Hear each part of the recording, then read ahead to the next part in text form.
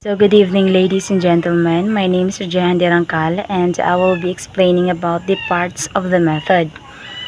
So the method section explains how the researcher will conduct the study. So it serves as the guide that shows the research design, participants, tools, procedures, and how the data will be analyzed. So this helps readers understand how the study was carried out and whether the results are reliable. So let us begin with the first part of the method section, which is the research design. So research design refers to the overall plan or framework that guides the researcher throughout the study. So it helps determine how the researcher will collect data, analyze information, and answer the research questions. So you can think of research design as the blueprint of a house. Before constructing a house, there must be a plan showing what the house will look like and how it will be built. So in the same way, before conducting research, there must be a design that serves as a guide for the entire study. So the research design depends on the nature of the research problem. So some studies use quantitative designs which focus on numerical data and statistical analysis. So other studies use qualitative design which focus on experiences, opinions, and meanings. So some researchers also combine both approaches through mixed method design. So for example, if I want to study the relationship between social media use and academic performance among college students, I may use quantitative descriptive design because I will collect numerical data through surveys and analyze the results statistically.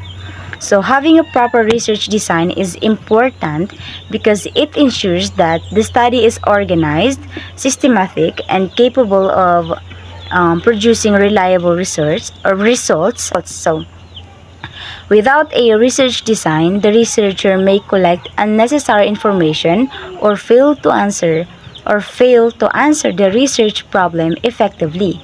So the second part of the method section is population and locale. So this part identifies who will participate in the study and where the research will be conducted. So the population refers to the group of people from whom the researcher will gather information. So these individuals are selected because they are relevant to the topic being studied. Depending on the research, the population may consist of students, teachers, employees, community members, or any group that can provide useful information. On the other hand, the locale refers to the location or setting of the research. So this could be a school, university, community, workplace, hospital, or any place where the study takes place.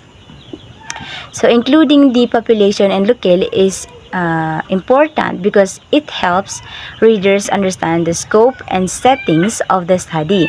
It also allows future researchers to know where the data came from and who provided the information. So when discussing this part, researchers should clearly explain why they selected a particular group of participants and why the chosen location is suitable for the study. The third part of the method section is the data gathering tool. A data gathering tool is the instrument used by the researchers to collect information from the participants. So the choice of tool depends on the type of data needed for the study. So there are various data gathering tools that researchers can use. One of the most common is a questionnaire, which contains a set of questions that participants answer. So researchers may also use interviews to obtain more detailed responses, observations to study behavior directly, or audio and video recordings to document information. So the data gathering tool must be carefully designed because the quality of the data depends on the quality of the instruments being used. So if the questions are unclear or confusing, the researcher may collect inaccurate information. So researchers often validate their instruments before using them. So validation ensures that the questions are understandable, relevant, and capable of measuring what the study intends to measure. So in simple terms, the data gathering tool serves as the bridge between the researcher and the information needed for the study. So the fourth part of the method section is the data collection procedure, also known as the data gathering procedure. So this section explains the step-by-step process that the researcher follows in collecting data. So it provides a detailed description of what the researcher did before, during, and after the collection of the information. So the procedure usually starts with the obtaining permission from the appropriate authorities, such as school administrators, department heads, or community leaders. So after receiving approval, the researcher contacts the participants and explains the purpose of the study. So next, the researcher distributes the questionnaires, conducts interviews, or performs observation depending on the chosen method. After collecting the responses, the researcher organizes and records the data for analysis. So this section is important because it ensures transparency, so readers can clearly understand how the information was gathered and whether proper procedures were followed. So a well-written data collection procedure also makes it possible for future researchers to replicate the study if they wish to conduct similar research in the future. So the fifth and final part of the method section is the data analysis. Data analysis refers to the process of organizing, examining, interpreting, and evaluating the information collected during the study. So this step helps the researcher transform raw data into meaningful findings.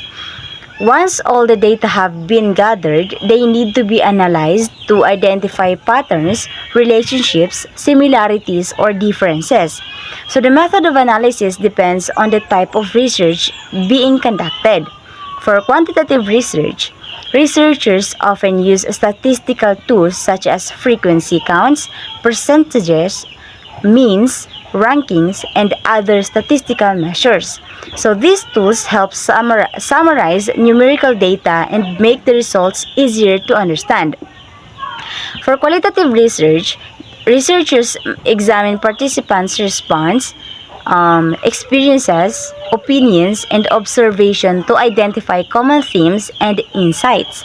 So data analysis is one of the most important parts of research because it provides answers to the research questions.